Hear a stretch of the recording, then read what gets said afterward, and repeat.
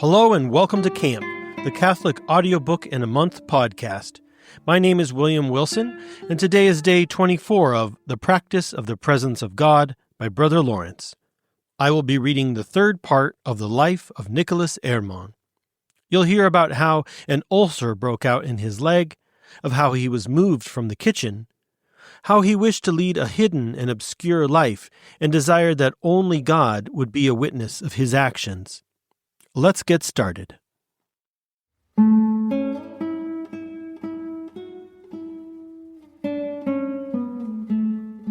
Continuation of the life of Nicholas Herman.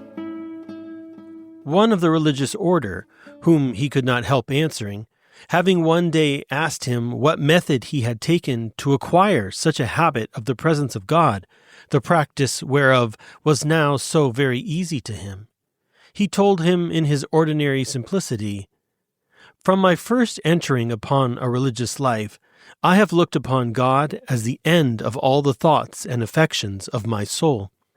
In the beginning of my novitiate, during the time appointed for public prayer, I labored to be convinced of the truth and reality of this divine being, rather by the light of faith than by the labor of meditations and long reasoning.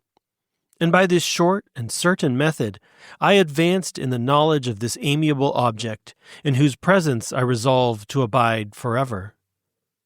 Thus penetrated with the greatness of this infinite being, I shut myself up in the place where my duty called me, which was the kitchen.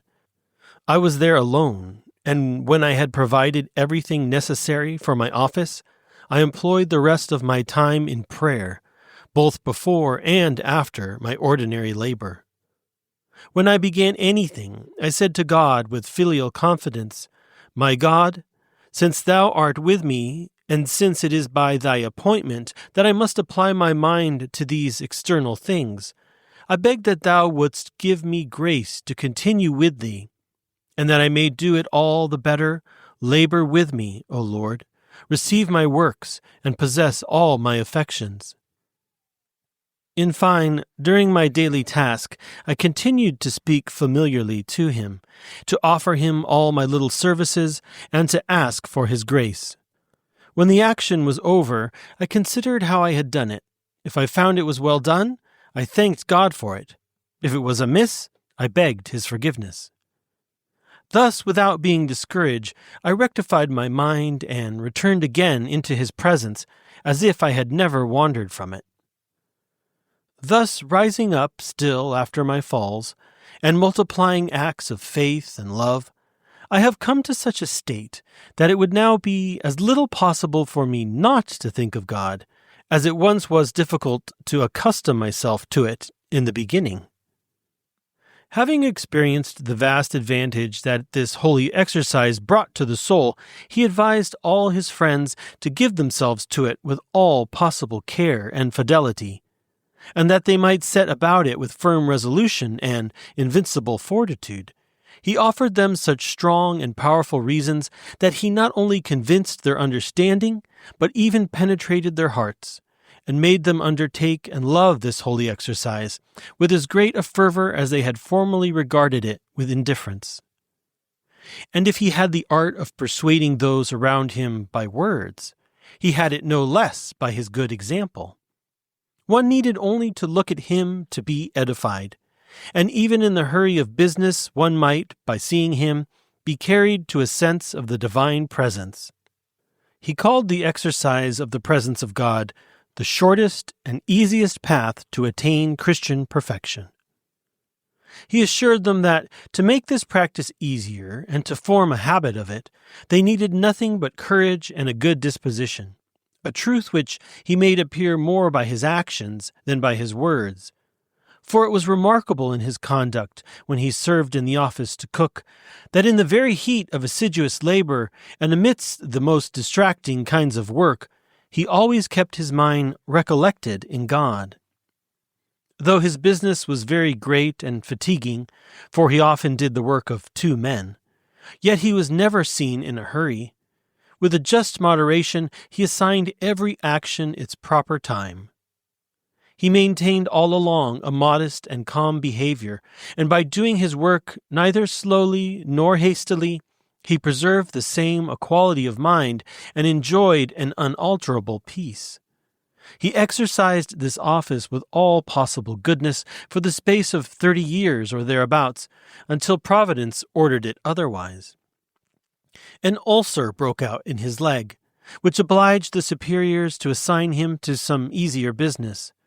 By this change he had more time to worship God in spirit and in truth, in accordance with his deep inner attraction, and to give himself more perfectly to the presence of God through the exercise of faith and love. In this intimate union, which cannot but proceed from these two virtues, the images of created things, which cost men so much labor to get rid of, were erased from his imagination. The powers of hell, which never ceased their attacks on mankind, no longer dared to assault Lawrence.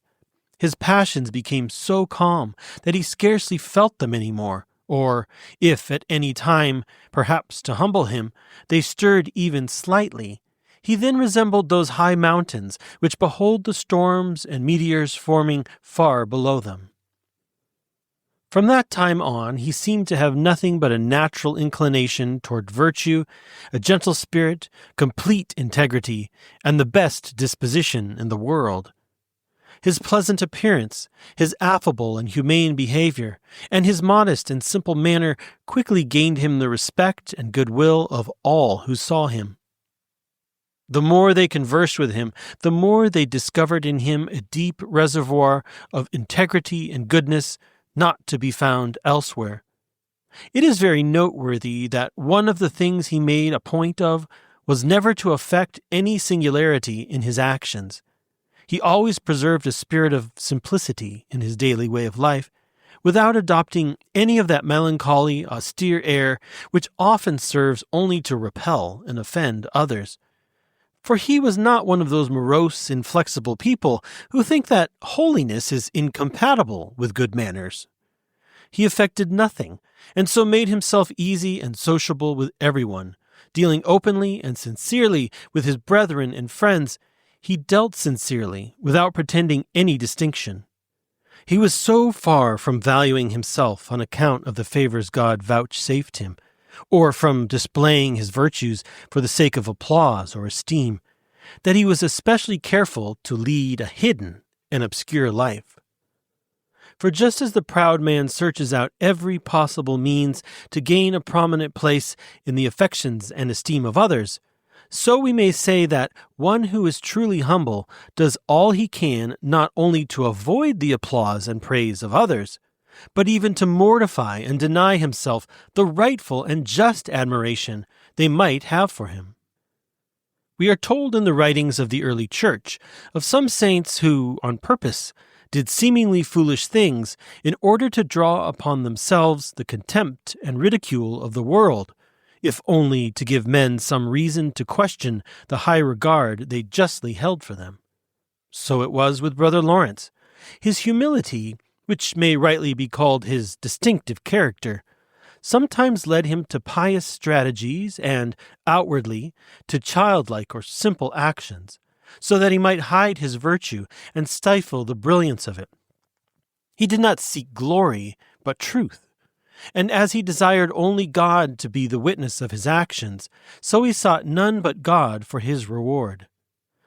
But though he was so reserved regarding himself, yet for the good of his brethren he often communicated his sentiments, not indeed for the knowing and literate, whose knowledge and fine speculations often puff up the mind, but rather to the more simple and childlike souls.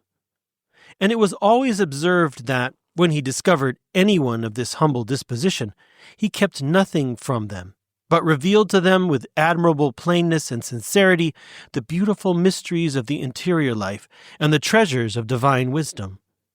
The unction, spiritual sweetness and power, that accompanied his words so deeply moved those who had the happiness of conversing with him, that they left his company inflamed with the love of God, and with a firm resolution to put into practice the great truths he had taught them privately.